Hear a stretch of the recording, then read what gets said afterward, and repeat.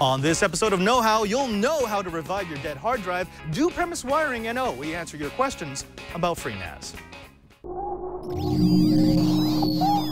Netcasts you love. From people you trust. This is Twit. Bandwidth for Know How is brought to you by CacheFly at CacheFly.com. This episode is brought to you by Lynda.com. Learn what you want, when you want, with access to over 2,000 high-quality online courses, all for one low monthly price. To try it free for 7 days, visit lynda.com/knowhow. That's LYNDA.com/knowhow. And by LegalZoom. Visit LegalZoom.com to save on your legal needs and gain access to a network of legal plan attorneys for guidance. LegalZoom is not a law firm, but provides self-help services at your specific direction. Visit LegalZoom.com and use offer code KNOWHOW to receive $10 off at checkout.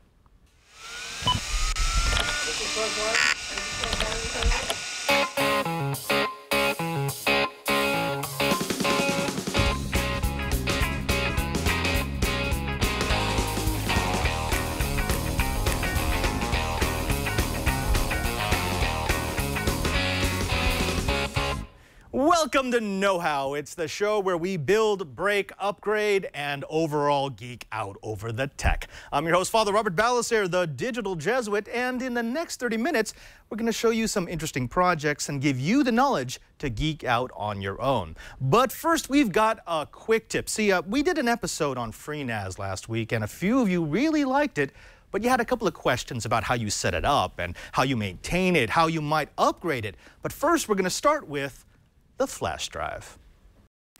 We got a lot of really good feedback surrounding our FreeNAS segment with Patrick Norton in episode 78 of Know How. One of those sets of questions hovered around the USB flash drive, the USB key that I suggested you install your FreeNAS operating system on. So the first question was, why a flash drive? Why not a hard drive, or why not an SSD? Well, the most obvious question is the waste of space. You see, the way that the FreeNAS operating system works is that even though it's only 2 gigabytes, you can only use the drive for that. You can't partition it out. You can't use the space for anything else. You can't store anything on there other than the FreeNAS operating system. So it doesn't matter if it's a 2 gigabyte drive, a 4 gigabyte drive, a 128 gigabyte SSD, or a 2 terabyte rotating media drive. You can only use the first 2 gigabytes. And why would you do that? The other thing is about longevity. You see, when you've got data on a rotating drive, that drive is slowly shaking itself to death. It's not going to happen for a really long time, but eventually the rotating drive will fail simply because it has moving parts. With an SSD, you're just wasting space, but with a flash drive, what will happen is you actually only use up its life when you write to the drive, which doesn't actually happen a lot when you're using FreeNAS. So, in fact, a flash drive is going to last longer than a rotating media drive. Now, let's move on. Some people have asked, well, I don't like having this drive on the outside of the case. Is there something I can do to secure it? They're afraid that someone might accidentally pull it while FreeNAS is on operation, and they don't like the fact that it kind of sticks out from the case. They want something more secure. Some people have suggested buying a USB extension cable and maybe taping the drive to the case, but that's a little ghetto, and let's make it a little bit better than that. You see, there are things on your motherboards called USB headers. It's what allows your motherboard to connect to the USB ports on your case so that you don't just have the USB ports on the back, in the back of the motherboard.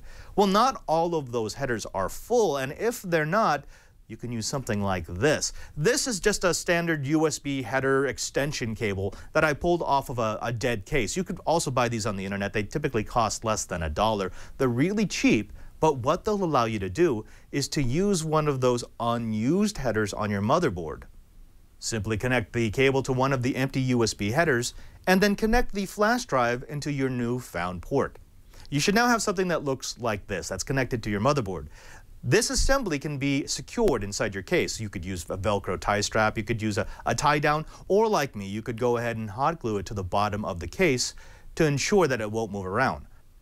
While you're at it, why not put a dab of hot glue around the USB key to make sure that it stays in the port even if the box gets moved. Follow these steps and you're well on your way to FreeNAS Nerdvana. Now, I hope that you make it to Nirvana on your own.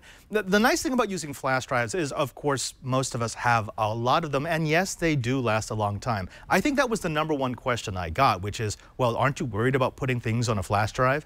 But as I said, flash memory is only used up. It's only worn out by the writes, and something like FreeNAS isn't going to write a whole lot to the flash drive.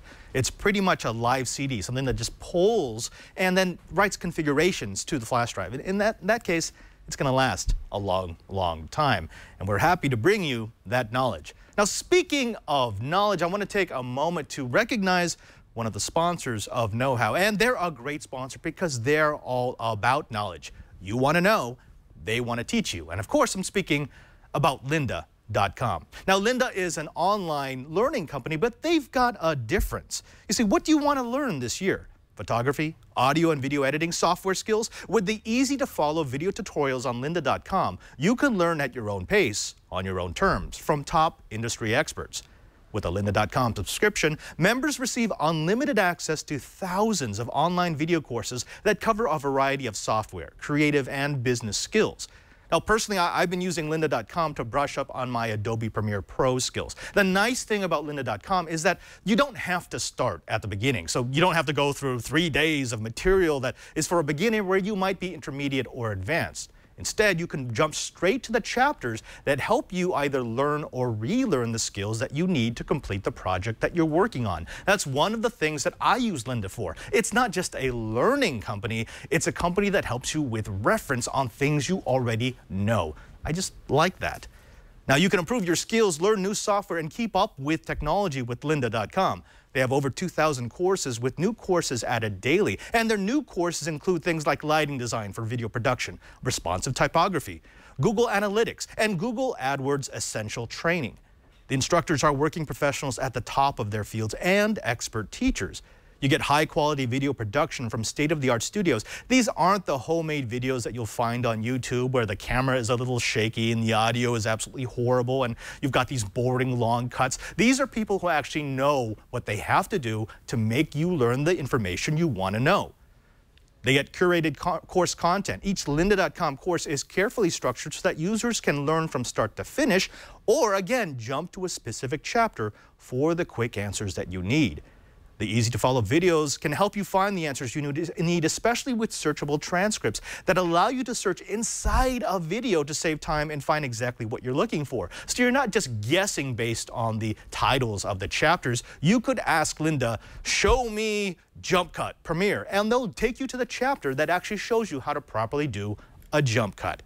The courses are for all experience levels, and they cover a wide range of technical skills, creative techniques, business strategies, and more. You can watch from your computer, your tablet, or your mobile device, and you can switch and pick up on the chapter where you left off. So if you want to start learning on your desktop and move to your laptop and then end up on your phone or your tablet, it's all easy. You get to learn at your own pace, on your own schedule. So here's what we want you to do. We want you to learn something new in 2014 with Lynda.com. It's only $25 a month for access to the entire Lynda.com course library. Or for $37.50 a month, you can subscribe to the premium plan, which includes exercise files that let you follow along with the instructor's projects using the exact same assets. And you can try Lynda.com right now with a free 7-day trial. Visit Lynda.com/knowhow to access the entire library. That's over 2,000 courses free for 7 days. They've also created a playlist with some suggested courses to get you started. It's all at Lynda.com. That's LYNDA.com/knowhow. And we thank Lynda for their support of Know How. Now let's get to it. I promised you some hard drive revival, and who among us hasn't experienced some drive failure? I like to say that there's really 2 types of users. There are those who have lost data on a hard drive and those who are going to lose data. So let's take a look. So your drive is dead. Well, the first step is don't panic. No, seriously, don't panic. The worst thing you could possibly do is to start flying off the handle, going crazy, breaking out your Dremel, throwing your computer down the hallway. Take a breath, step away, acknowledge that it just happened, and then come back with a fresh head. That is, of course, unless you have an SSD or a flash drive, because your data's gone and you should probably go ahead and panic. No, I'm just kidding. But no, seriously, your data's gone. All right, now assuming that you've got a rotating drive, the second step is to evaluate. And by evaluate, I mean take a look at the variables here. Is the drive under warranty? Because that's going to affect whether or not you start messing around with the hardware if it's going to invalidate the warranty. The second thing is, what is on the drive? Is there a backup? Even if it's an old backup, if you can, get a step up on starting the project over, it's kind of preferable to some of the stuff that I'm going to have you go through. So make a list of all the things that are on the drive that you can't get anywhere else and decide for yourself if it's worth the time and the trouble and the aggravation to get it back. Now, I'm assuming that you've gotten to this point and you said, yes, I am calm, and yes, I do need the stuff on the hard drive, so let's move to step 3. Step 3 is basic troubleshooting. Get into the case and start moving the drive around. Try out the cables, maybe swap cables to a different power cable, a different SATA cable. Get rid of all the things that could be causing a bad drive other than a bad drive. Switch to a different SATA port, use a different SATA cable, switch to a different power port, use a different power supply or an external power supply if you happen to have one. If you are absolutely sure that it's the drive and nothing else in the motherboard, then try it in a different computer. That's assuming, of course, that you have another system that's available. Again, what we're trying to do is get rid of all the other factors and narrow the problem down to your dead drive. Okay. Now we're assuming that yes, you do have a dead drive. I need you to do a bit of triage on it. Plug it in and have a listen. Is it spinning? Can you feel the platters moving? And when you can, it gets harder to actually move the drive because you've got rotating mass.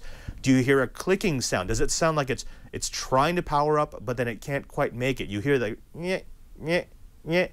It sounds silly, but these are all clues to what's going on with your drive.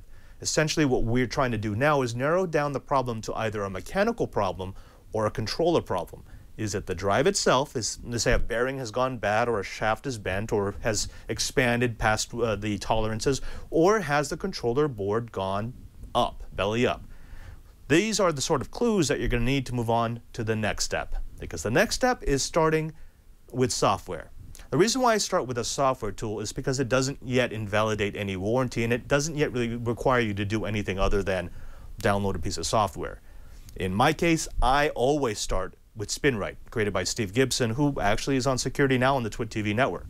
You can see it running right now in the background. I actually do a system check on my computers every month or so just to make sure that my storage devices are still okay.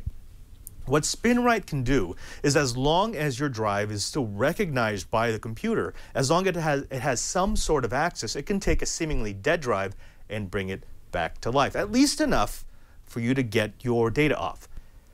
Now, let's assume that SpinRite doesn't work. Either it can't find your drive, or let's just say it gave up. It said, no, that this drive is too far gone. The next step is to consider a logical failure. Now, the logical failure would be that problem if the drive is actually spinning, but maybe it's not detected. You go into your BIOS, you go into your setup screen, you go into your control manager, your system manager, your storage manager, and you can't find the drive. Well, in that case, maybe it's just the logical board fault, and you can replace that and get it back. Here's the problem. Logic boards are not universal. Even on the same model of hard drive, even on the same revision of hard drive, you can get different types of controllers, and, well, if they're not compatible, it's not going to work properly. When I buy my hard drives, I always buy them in a set. In fact, these are 1.5 gigabyte Seagate Barracuda 7200 RPM drives that I used in a Nazare a while back. I bought, I believe, 10 of these at the same time. What that does is, of course, it gives me a lot of drives for my network attached storage boxes, but it also gives me the ability to swap over controller cards from hard drives that most likely came out of the same batch. That gives me a little extra assurance. Now, if you can't have that, if you didn't buy a set of drives when you bought your hard drive, look for something as close as possible. You need the same model, you need the same make. It would be nice if you could get like the same year or the same month of manufacture. That's really how tight these tolerances run. This is a very low percentage operation, but for some people who are desperate, it's going to be worth the go. To use this technique, you're going to need the dead drive and then a drive that is compatible. You're also probably going to need a toolkit that includes, say, like the T drivers. Most of these hard drives aren't going to use standard Phillips or flat screws. Go ahead and remove the controller from the dead drive and then do the same thing for the live drive. If they're the same make and model, you should just be able to swap the controller board from the live drive onto your dead drive and refasten the screws. Now you've got the formerly dead drive along with the live logic board, and what we can do is connect this to the computer and see if it is now recognized in BIOS, in my case, and in my software manager. If it is, if you can find the drive, the first thing you want to do is copy everything off. We're assuming that this is a temporary fix. In fact, all of these things, be it SpinRite, this, or the next solution, are temporary fixes designed to help you get the data off, not to revive the drive. We're just going to assume that the drive is dead. If that doesn't work, if the drive isn't spinning and therefore the electrical replacement is just not going to work, there is one more thing that you can try. Now, you can read about this on the internet. There are pros and cons. There are people who say this is absolute poppycock. There are others who swear by it. I'm going to show you a really good way to freeze your drive. The success rate of freezing your drive is mostly anecdotal. People say that it works, and sometimes it has. In fact, it has worked for me, so I can't really knock the solution if it's saved me some data. But the main idea is you take a drive and you throw it in the freezer, and somehow, some way, either because the spindle shrinks or because it changes the thrust of the rotating media, somehow the drive starts spinning again, and then you can plug it into your computer and get your data off. Now, here's the problem. Take something metal, like a hard drive. Now freeze it. Now take it out of that frozen environment, and what's going to happen? Well, you're going to get condensation. In a place like San Francisco, I don't really worry about that, but if you're in, say, a humid climate, or in the summer where you're going to get a lot of condensation, well, that's a non-starter from the go. You're going to kill the drive the moment that condensation starts to form and get into your circuit pathways. So here's a little thing that I call a hard drive burrito. What you need is a Ziploc bag, a towel, and then the drive and some extension cable, something for SATA and something for the power adapter. In my case, I've actually used a SATA to old style power adapter, and then I've used a SATA to eSATA connector so that I get this nice little pigtail. Connect the extension cords to the hard drive, then put the hard drive into the towel and wrap it up into a nice little burrito. Go ahead and put the burrito into the Ziploc bag and try to squeeze out as much air as possible. Once you've got the shape that you want, tape around the bag to help squeeze out some of the additional air, and then zip up the bag. If you're a little OCD like myself, and you don't like the fact that there's an outlet where the cords come out of the Ziploc bag, go ahead and put some hot glue into that hole and it will seal it up just quite nicely. Now take the entire burrito and place it into the freezer for 24 hours. After 24 hours, take the burrito back out of the freezer and plug it into power and into an eSATA connector connecting it to your computer. Now comes the moment of truth. We want to know if the burrito will connect to your computer. Go ahead and start up the computer and check the BIOS, check your device manager, check your storage manager to see if the drive comes back. If you hear the drive spinning and if you can see it in your storage manager, congratulations, you've got a new lease on life. Now again, this is a temporary fix. This isn't intended to make this drive usable again. It's intended to give you a couple of minutes, a couple of hours to get as much data off of it as possible.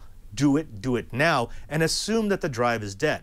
Now this burrito will only keep condensation from destroying the drive immediately, but in most cases, freezing the drive will be a one-shot deal. Once you've frozen it and started it up, just assume that condensation has formed on the platters the minute that it shuts down, and it will never start again.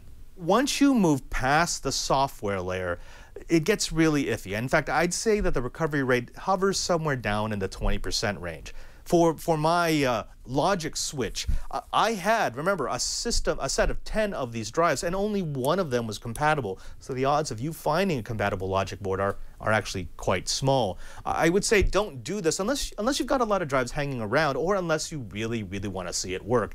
In that case, knock yourself out.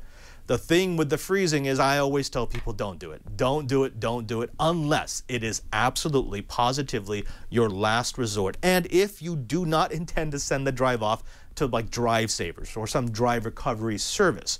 It is really the last thing your drive will ever do, so if you're going to do it right. I'm Father Robert Ballecer, and now that you learned, go freeze your data. Now, all of us are going to go through some data disaster at some point in our geek lives. In fact, you've probably already gone through one. I know that I have. I back up pretty religiously. I'm always making sure that I've got 3 copies in 2 different locations on different types of media. But the problem is, in between backups, that's normally when disaster's going to strike. Now, Brian, my Yes? Cranky Hippo, my TD, have you ever had a data disaster? I have. I had an external hard drive, a 250 gig one that died a couple of years ago. Yeah, and I think that's probably the most common. You've got that portable drive that goes with you, especially if you're, say, doing video production, that you keep all your shots, all your B-roll, all your video, all your audio. And the problem is, if it's something that's unique, that you can't replace, that you can't just rework like a document, well, then that's when you're going to go through all the trouble. But I will say, please, don't just assume that you can follow these steps and, oh, everything's going to be fine. In fact, I specifically said in the video that those are very low percentage recovery options. This only worked because I had 10 drives that were alike. And of the 10 drives, there was only one other drive that had a controller that would work with this dead drive. Now, the worst thing about this is, even though I knew it was just the electronics, I can't just order one from Seagate. They don't work like that. They just say, go ahead and replace the data. So the other thing I'll say is, if you get one of these methods to work, get your data off. I can't say that enough. I have too many stories of people who ran SpinRite once and it started working again, or they tried freezing the drive and they thought everything was good. No, once the drive starts to malfunction, assume that it's a data black hole and anything you put on there is going to die. Brian, do you agree? Is that okay with you? Yeah, and just a reminder to back up everything. I think the last straw for my external hard drive was it fell off my desk. So it hit the ground and then it just stopped working. So back up. I think we call that problem PEBCAC. Yeah? What does that stand for, Padre? I don't know. We'll have to look that one up. I think I know. Before we move on to the next segment, which is going to be me showing you how to do proper premise wiring, how to wire up your house or your office, how to do it right and how to do it with standards, why don't we take some time to talk about the next sponsor of Know How, and that's LegalZoom.com. Now, some things like starting a business or protecting your family with a will aren't like your other New Year's resolutions. You know, it's not just going to the gym or losing weight or stopping drinking soda. And oh my God, I love soda. You can't afford to blow them off. Instead of less snacking and more exercise, put these important resolutions at the top of your list. Take them seriously, and LegalZoom helps. You see, LegalZoom helps you incorporate or form an LLC with their simple questionnaire, starting at just $99. Over 1 million entrepreneurs have already done it, and 90% of customers recommend LegalZoom to friends or family. They're not a fly-by-night, one-shot, get your money and run type company. They put out a product that people actually like, that people actually use. That's hard to do in this industry. And you can also create a will starting at just $69 or even a living trust quickly and easily and get peace of mind and protection. In other words, what LegalZoom will do is take all those hard decisions in life and give you a template to make sure that you're taken care of and your family is taken care of as well. There are no surprise fees, no hassles, and no headaches. LegalZoom's step-by-step process was created by a team of experts in law and technology. What that means is that you're not going to get a bunch of legalese. You're going to get contracts that you understand. You're going to get language that's in English. You're going to get protection and at the same time understand what you're putting your signature on. LegalZoom isn't a law firm, but they can connect you with third-party attorneys and provide you with self-help services, from wills to business formation, trademarks, power of attorney, and more. For everything, go to LegalZoom.com. Now, here's what I want you to do. I know that the know-it-alls, that the know-how crowd, that our audience are smart individuals, geeks of the highest level. But maybe we need a little help when it comes to the law. So why not visit LegalZoom.com to save on your legal needs, like wills for $69, LLCs for $99 plus filing fees, and also get access to a network of legal plan attorneys for guidance. Don't put off the things you need to do. Go to LegalZoom.com now and use discount code KNOWHOW.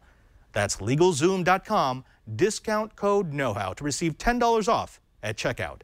And we thank LegalZoom for their support of Know How.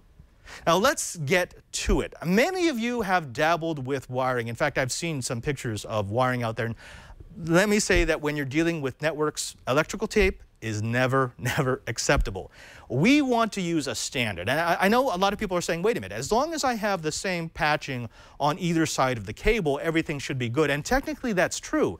But what I want to do is I want to teach you the method that the rest of the industry uses, that everyone uses, so you can make sure to do it right in your home or in your office. We want you to be able to cut open a cable that you may have bought at the store, plug it in, and have it work just fine on your network because you're using the same wiring schematic. It sounds trivial, but this is actually pretty important. Now, the first thing you're going to need are your tools. Now, if you switch to my desk shot here, you'll see some of the tools that I typically use for my premise wiring. You don't need all of this stuff. This is just the stuff that I have in my toolkit anytime I go out to do some wiring. Of course, I'm going to have my tester. This is a toner, IntelliToner from Fluke Networks. The reason why I like this is it allows me to do both cable testing. So watch, if I take a cable here, and I know this one's good, I've tested it before, and I plug it into into the receptacles of the tester, I can run what's called a cable map, which essentially means, if you listen closely, Fluke Network. It's running a cable map to see if all those connectors are right. And if I'm getting that tone, that dink tone, and I'm seeing the lights here on the tester, it means that, yeah, all 8 of my conductors are going through just fine. They're in the right order, and there are no breaks in the cable. This would be a good cable, and this is a good way to test. Now, you need something like this because, well, there is no really other way to test. Some people I know just plug a device in. They plug their laptop in once they're done with the cable, and if it works, that's fine.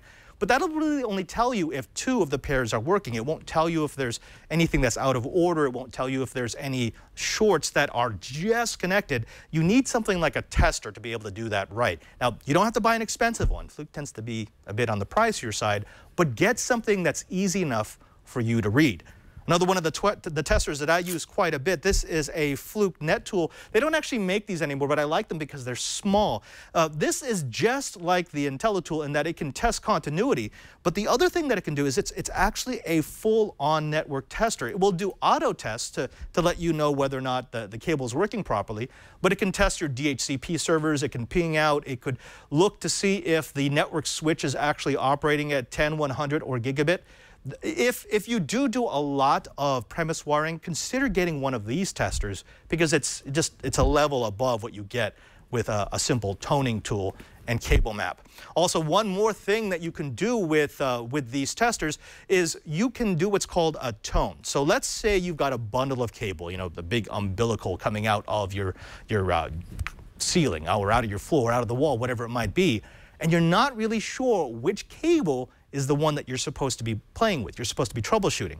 What you can do is just go ahead and plug in this side, the toner side, into the signal generator into one side of the cable, and then this acts as a sort of a pickup. See, it'll actually, as I get closer to that source, it will start making noise to let me know, okay, that's the cable I should be looking for. It's a very useful tool if you're dealing with a big premise setup.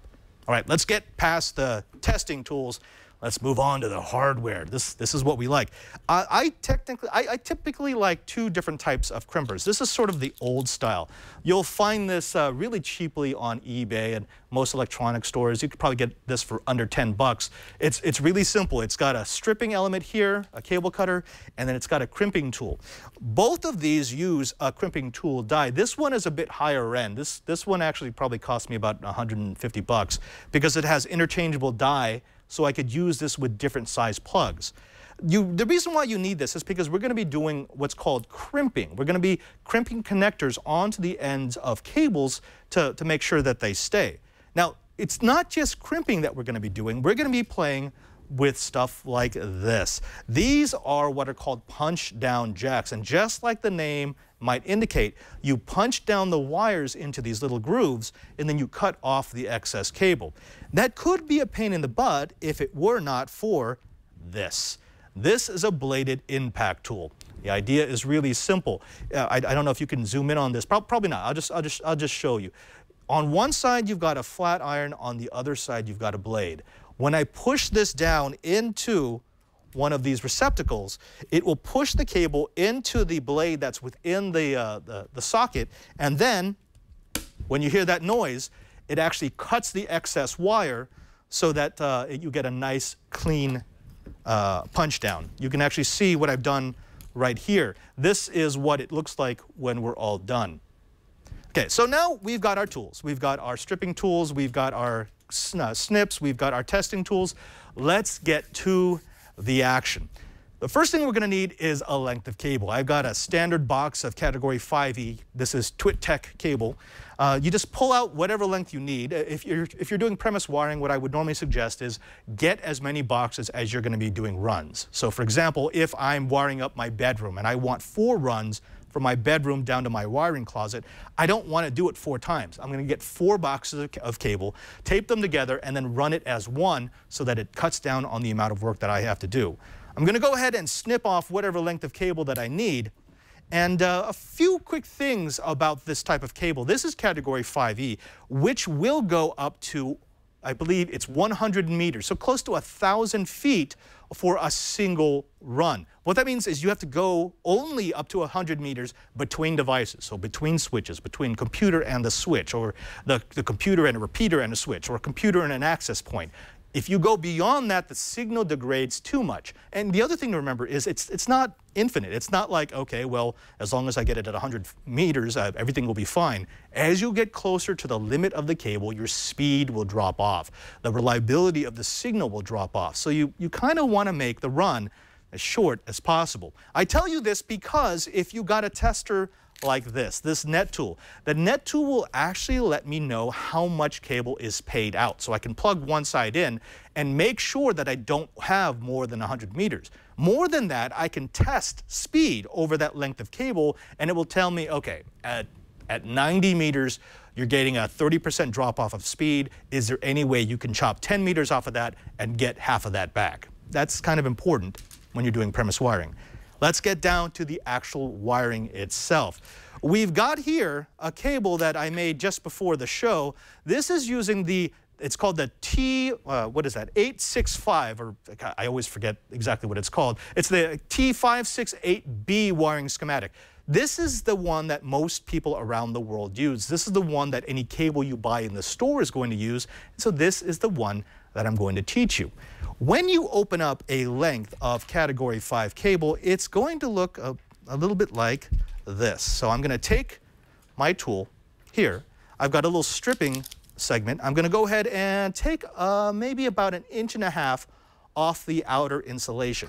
When I do that, I see that there are actually 4 bundles of wires in here. There's orange and white, there's green and white, blue and white, and brown and white. I'm sorry that doesn't show up really well on the camera, but you're just going to have to trust me. There's also typically a piece of fiberglass. This is just to strengthen the cable to help it endure any stress. Go ahead and snip that off. We're not going to need that. It just gets in the way during the wiring. Now, the reason why these are pairs is because they're a twisted pair. There's 2 conductors here that have been twisted together along the entire length of the cable. The reason why you do that is because a twisted pair has less signal drop-off than just standard conductors. Not only that, they're less likely to take interference from an antenna. What we want to do is we want to grab one of these heads. So this is a wiring head. This allows me to turn this into a cable. And I need to remember this order. I want white-orange, orange, white-green, blue, white-blue, green, white-brown, brown. Just go Google the standard and you'll be able to find these graphics all over the place. This is the order that you need to put these conductors into the cable head. So what I'm going to do is I'm going to go ahead and untwist it and get my cable into that order. So here we have white, orange, and orange. I'm going to untwist white, green, and green. And then untwist white, blue, and blue. And see, this is the one that always gets people messed up. It sounds like it should be white, orange, orange, white, green, green. No, it's white, orange, orange, white, green, blue, white, blue, then green, white, brown, and then brown. And the reason why they did that, again, is because when they created the standard, they wanted something that had really low crosstalk, and at the same time, they wanted something that wouldn't be easy to mess up. Go ahead and straighten out your conductors and get something that looks a little bit like this. These conductors are all in the right order.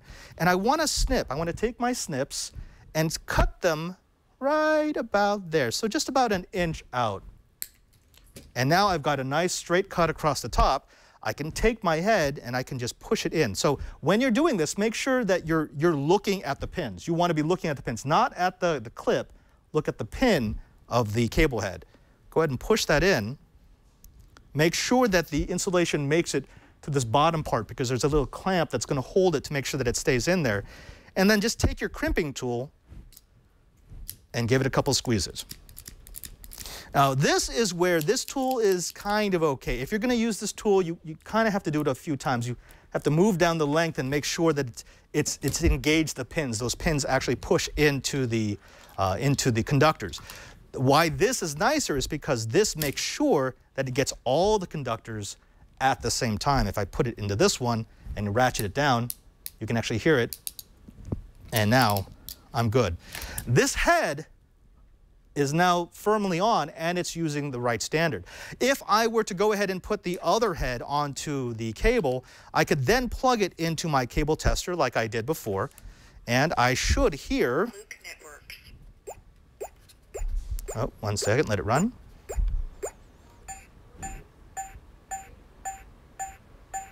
There you go. So I get my 8 tings. That means all 8 conductors are in the right place and they're in the right order.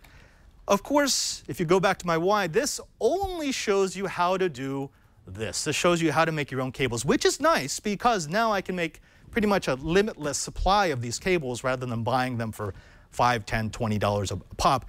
Please, whatever you do, if you're a true know-it-all, don't go down to Monster Cable and buy their $40 cables. They're not going to do you any good.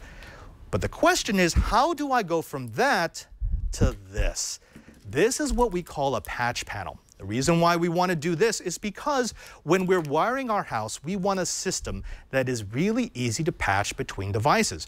If I use a cable, and if I just run from this computer to this computer to that switch, it becomes a jumble of cables. If I run everything down to a central location and then put all of those cables into a patch panel, it makes it really easy for me to decide which rooms plug into which switch. Like, for example, maybe I have one switch for data, one switch for voice if I don't have a converged network. Maybe I want to use a few of those for security cameras and I want them on their own private network.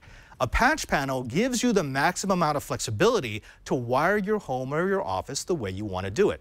Now, the way you do it is just like I showed you with the cable. So you're gonna separate a length of cable. You're gonna go ahead and strip it. So you want to do the same thing. All the steps are going to be the same up to that. Strip off a piece of the outer insulation so that you can expose the internal conductors.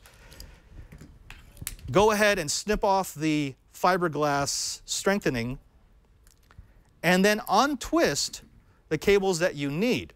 Now you'll notice at the bottom here we have a color code, and the color code will tell you where the cables need to go in. I go from blue to orange to green to brown. I'm going to do the exact same thing that I did with my plug, but instead of snipping them off and pushing them into the conductor head, I'm instead going to put them into these individual blades. I'm going to match up the colors with the cables that go into the colors, if I can get my fingers to work properly. And then I'm going to use the impact tool to punch them and cut them. I'm going to cut them all to length, and everything will be nice and happy. Now, here's one of the things that really pro users will do. You want to try to maintain the twist for as long as possible. If you can, don't untwist everything, because if you untwist a whole inch of conductor, you're going to see signal drop off. Now, for most of your homes, it's not going to matter, but if you are doing something for your office, just make sure to do it the right way. So in this case, I'm going white, blue, and then orange, and then I go to green, and then I go to brown. Let's get my orange in here. This is always fun. Once I've got the conductors in place, now remember, when you're doing this, you're typically going to have a lot of conductors. This is not just a one-off. If you're wiring your house, you're going to have a load of conductors in there, and make sure you keep them nice and neat. So I get something that looks like this with all these cables sticking out. I can now take my impact tool, make sure that it's blade out. So here's the blade on this side. I'm going to flip it around, make sure that the blade is on the outside of the patch panel, and go ahead and punch these down. And as it punches down, you'll see that it's actually cutting off the excess cable. And as it cuts off the excess cable, it keeps everything at a nice length, and it makes sure that you don't have any additional copper conductors that could possibly short circuit your installation. Now again, the reason why we're doing this is because we want a maximum amount of flexibility. We don't just want a single cable running to every device. We want the ability to repatch as our needs change. Let's give this green one more. There we go. And now I get a nice clean patch panel. This, if you go back to my white, is how you should be wiring your house, your home, or your office. Now, we're going to be doing more on this because this is really, really basic stuff, but you can get a bit more advanced in how you run your network, including using stuff like this. This is crazy, crazy category 6. This stuff is thick. I mean, it looks like a hose, but this will allow you to run 10 gig over Ethernet. Now, that's all we've got for this episode of Know How. I'm sorry, we've actually run out of time. No, seriously, we've completely run out of time. But if there was anything from this show that you want to know about, please go to our show notes page. That's where you can find everything about everything. You can find it at twit.tv/KH. Right next to every episode, you'll see a list of all the projects that we did and the individual steps that we took to make it work. Also, did you know that we've got a social media presence? Yeah, that's right. We're social media. We don't do that email thing. If you want to find out what's going on in the Know How community, if you want to talk to our know-it-alls, why not drop off to our Google Plus page? It's almost got 6,000 users, and they're very, very active. Drop on by to gplus.to/TwitKH, and you'll be able to talk to the people who make the show run. I'm always in there. Shannon's always in there. Brian Cranky Hippo is going to be in there, and we'll answer your questions and ask for your advice on what projects we should be covering next. As long as you're going to drop by our G Plus page, why not drop by my Twitter page at twitter.com/PadreSJ. If you follow me, you'll find out not just what I'm doing in my next project of Know How, but you'll be able to suggest to me directly what you want to see. Finally, please follow us on our RSS feed, subscribe to our podcast on iTunes, and just drop by each and every single week live when we tape the show at 12:30 Pacific Time. I'm Father Robert Balacer, and now that you know, go do it.